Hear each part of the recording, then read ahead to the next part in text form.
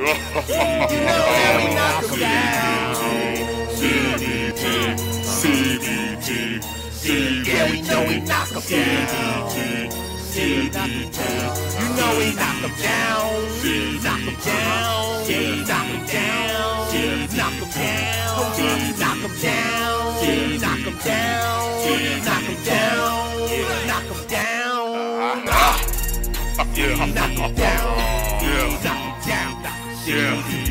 Knock 'em down. Yeah. Oh yeah, you know that we knock 'em down.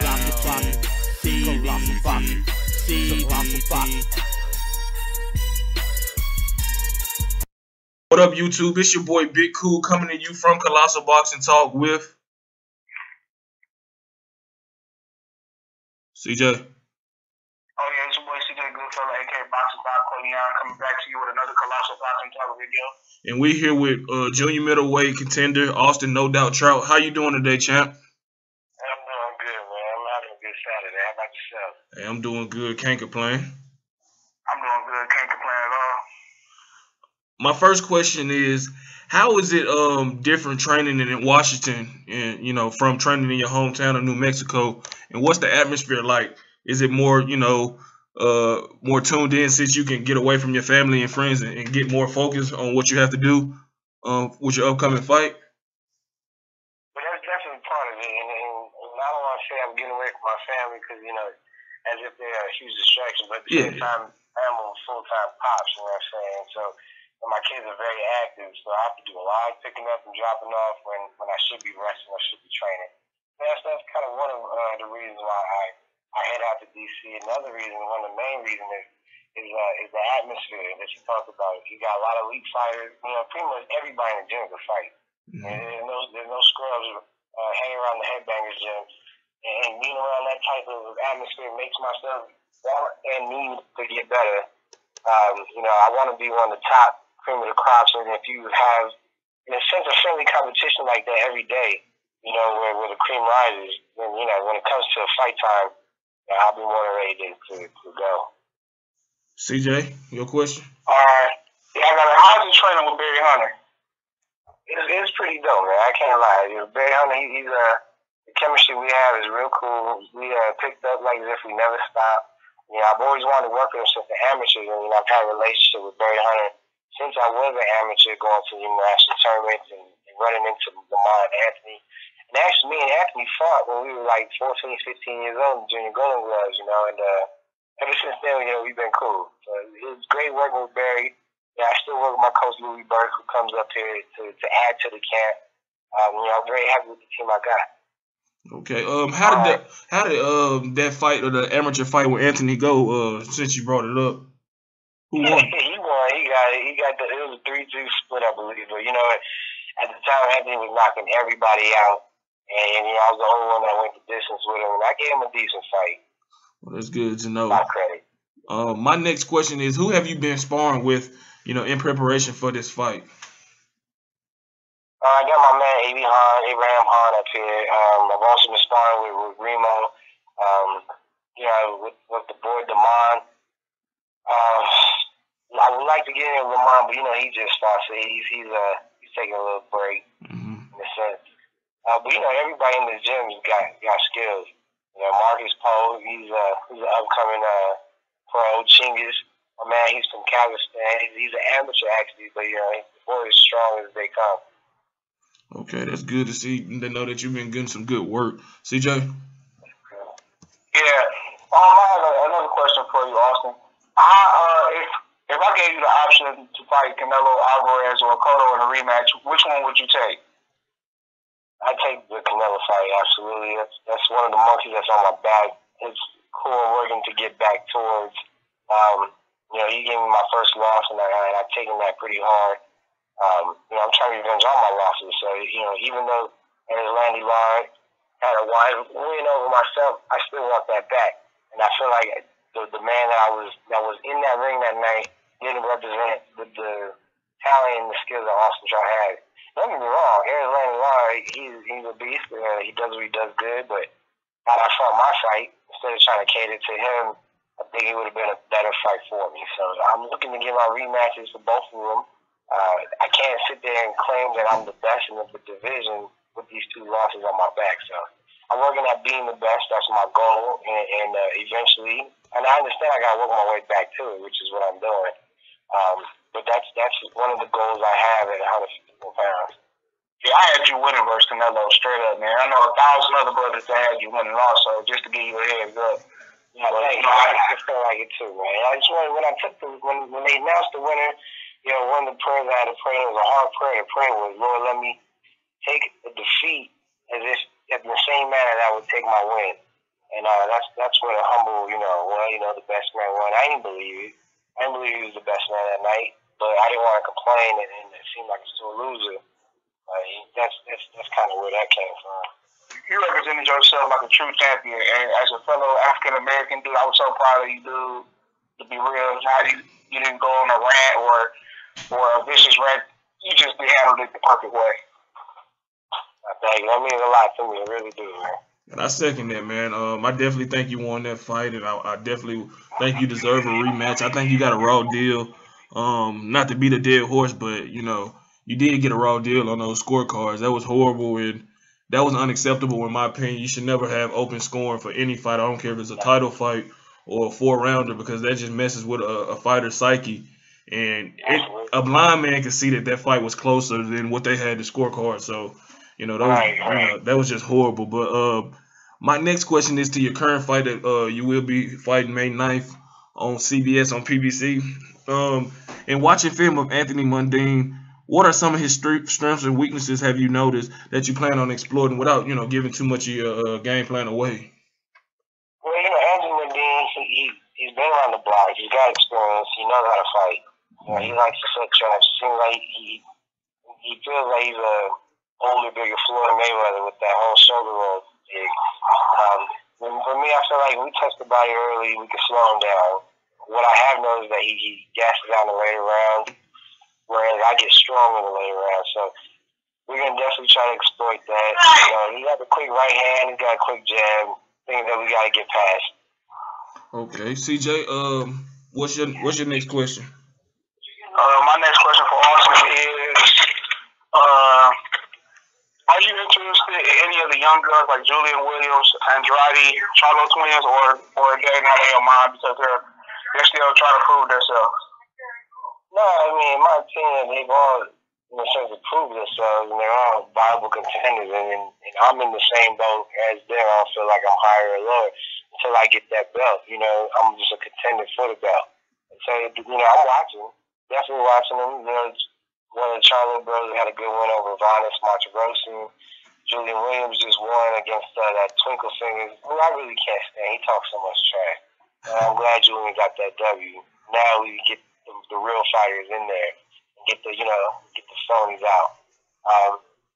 Those are all fights that are going to have to happen. I don't feel like they're going anywhere. You know what I'm saying? They're going to be right there, and I just hope to get paid good for taking these fights. They're not having nothing easy. Did you watch Vanes Monterosi versus Jamel Charlo? I did see that fight. You didn't see it? I did see the fight. Who did you have winning?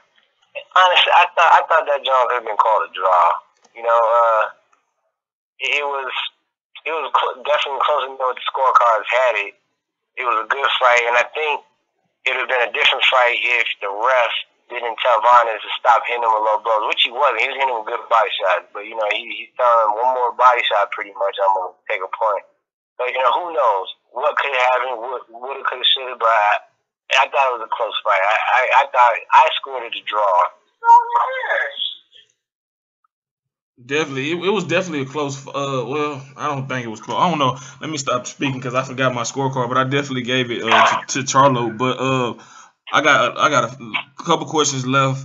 My next question is, how does it feel fighting on network television and being part of the PBC Boxing Championship Series? And what do you think the PBC Series can do for your brand personally? Man, well, first of all, it's definitely an honor to be a part of this thing. I think this whole PBC front that's going on is what's going to make boxing back to the golden years.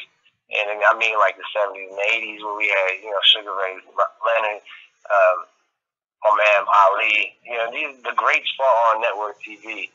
And when I tell people what I'm gonna fight on, especially, you know, some of the elder folks, yeah, I'm fighting on CBS, you know, Saturday afternoon. They're like, man, I used to watch boxing in the afternoon every Saturday with my dad. You know what I mean? And so, for hopefully for my generation, for the younger generation, when they get older, they say, I used to watch Austin Trout on you know, Saturday afternoon with my pops. And it's also opening up a huge market, being that it's on network TV. You know, sometimes HBO is a little harder to come by. You got to pay that extra buck. I mean, this is free, and these are good fights that they put on for free. So to be a part of this whole campaign is definitely an honor. I definitely agree. It's definitely great to have, you know, top caliber fighters back on network television. Because like you said, Showtime and HBO do not come cheap, you know, and then you throw in the occasional pay-per-view, and, you know, it makes it even the cake that bill go up higher. But CJ, what's your next question? Awesome. Could you take me in the process of how you pick your opponents, or how a regular boxer does pick his opponents, or how they present it to him? Yeah.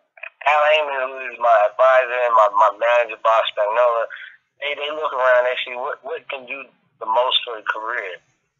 Anthony Mundine is a WBC silver belt title holder, which means he's the #1 contender. I take his belt, I get that #1 ranking. It gets me that much closer to a world title, which is one of my goals, to get back in my world champion status. You know, that's really how it is. When you look and see what you're trying to do in the game, look who can get you to where you're trying to do, and make that fight happen. You know, even if it was coming off a layoff or something, maybe you're just trying to get your feet wet again. So you pick the opponent accordingly. Yeah, I'm ready to go back on my world champion attack. So we taking everybody that's in front of me that got the belt. If you could elaborate on what were, other than Anthony Mundine, who were some other guys presented to you that you could have chose from, or as potential opponents, if you can, you know, reveal that information? Actually, there was, as far as I know, there was no other names. You know, Bob called, said, "What do you think about Mundine?" Said, "I like it. He got a good place. We have a bit of some type of rivalry. I think it'd be good for boxing. Good for me. Not necessarily good for him. Not necessarily good for Australia, but it's definitely a fight that's good for me." He just won. He just beat an undefeated fighter with the Sergey Rabchenko. So looking at that, he's in a good position for me to take his spot. Speaking of that, because once the fight was, you know, started to trickle out, the news started to trickle out that you guys would be fighting each other, he said something about that you wouldn't be getting into his mind, like you were playing mind games. Can you speak a little bit about that and the history that y'all have that people might not know about? When I was a WBA champion, he was the manager, and we actually had to go to a purse bid. When my promoter showed up, his bid. Okay. He goes to Australia telling the media that we were asking for, you know, his pay-per-view money, and we was trying to, anyway, he was lying about the reasons why he didn't show up. And that I ain't like, because I'm not, first of all, we didn't even get that far in negotiations. We were just talking about the purse bid. You know what I mean? He didn't even go to the purse bid so we could even talk about any pay-per-view money or anything like that, which I didn't want no part of. I mean, he's the star over there. He can have that. Now, if I was going over to Australia, then maybe I would about getting some of that pay-per-view money, but that's not the case. So that was 3 years ago. And, you know, I haven't heard anything from it. So now, fast forward, he's got #1 spot. I want it, and I show up to make the fight happen. Unlike him. And I don't know what he's talking about, mind games or anything like that, because I don't play no mind games. I don't play games. You know, boxing is something you play with, and I ain't playing no games with him, and I won't play games with him May night either. Yeah, I didn't get that, but I feel that at the time, you being the WBA, you know, junior middleweight champion, you could at least acquire about getting some of the money, because like you said, you are the champ. You were the champ, so, you know, it's fair on you to ask, can you get some of that money? Because like you said, you're trying to get paid, so there's nothing wrong with that in my book. But the fact was, we didn't even get that far in the negotiation. Yeah. So him going and making these excuses, lying to them, or acting like I was making it impossible for him to say yes to a fight is just bogus. And I don't know why he waited. It's not like he's getting younger. I'm just getting into my prime. So to me, it seems like he should have took the fight a few years ago. Yeah, well, I guess, now I guess he feel that, is ready to strike while the iron hot, but it may backfire come May 9th.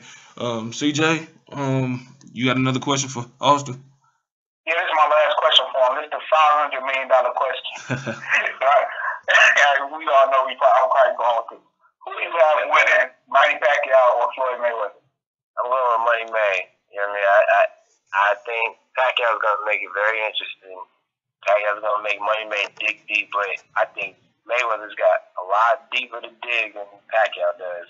He hasn't had to go into his reserve. He hasn't had to, dig deep to pull out a win as much as Pacquiao has. And if you just look at how he dismantled Marquez and how Pacquiao struggled with Marquez every time, even the ones that he won, for real, the ones he really won, you know what I mean? Yeah. So based on those, and I'm always going to rock with the American fighter. Yeah, so I'm going with Money May. Hey, well, that seemed to be the consensus, even though I think a lot of people maybe look at it as a 50-50 fight. In your opinion, do you think Floyd would have to come out of character and be more offensive minded? Because I've been saying to CJ, my fellow, colleagues at Colossal Boxing Talk, as well as other boxing fans, that Manny Pacquiao is the right guy for Floyd to take a loss, whether it's legitimate or not. I feel that if he's not as active as he should be in this fight, any reason the judges got to give it to Manny Pacquiao, they will give it to him, and he will win a controversial decision. So do you think he's going to have to let his hands go more and get Pacquiao to respect his power? I do. I think, like I said, he's going to have to dig in. Because Manny's going to be all over him. We know how Manny's in and out, all over the place, non-stop punching. He's going to be all over him. And for Floyd to get that respect, he's going to have to hit him with something. And we're going to have to see Floyd come out of character real bit if he does want to be successful. But I think Manny's going to win the earlier rounds, Floyd's going to figure it out, and then it's going to be punishment from then on. He's too smart. I definitely agree. I think that he has more to work with than Manny, and he's too technically and fundamentally sound. And watching film of Manny, he's just all over the place, and I think that's just a bad stylistic matchup for Manny in this fight. Yeah, absolutely. Manny, even though it's a very effective style, he only got one style. Yeah. I've never seen Manny have to switch it up, or even I've never seen him switch it up. He's doing the same thing, in and out angles. Once Floyd figures that out, it's gonna be a wrap. Hey, I definitely agree, and on behalf of Colossal Boxing Talk, we would like to thank you for taking time out of your busy schedule. Before you get out of here, could you give Colossal Boxing Talk a shout out? Yeah, no problem. You know what I mean? This is also No Doubt Trout, and you listening to Colossal Boxing Talk. Hey, thanks again, champion. We wish you nothing but the best of luck in your upcoming fight against Anthony Mundine May 9th on CBS, and as well with the rest of your career. And hopefully we can talk to you again after that fight. That was good, man. I've been looking forward to it. All right, you take it easy. All right, thanks, Trout. And later, man. There it is. Me and CJ, a.k.a. Goodfella King, just wrapped up an interview with Junior Middleweight contender Austin No Doubt Trout, who will be taking on Anthony Mundine May 9th on PBC on CBS against Anthony Mundine. And look forward to the fight. It's sure to be exciting, and we thank him again. Like the video, subscribe to Colossal Boxing Talk. Head over to Facebook, like our Colossal Boxing Talk page. Follow us on Instagram and Twitter at Colossal CBT. Leave your comments in the comment section below. Me and CJ will be sure to get back to you at our most convenient time. Until next time, we out. Peace.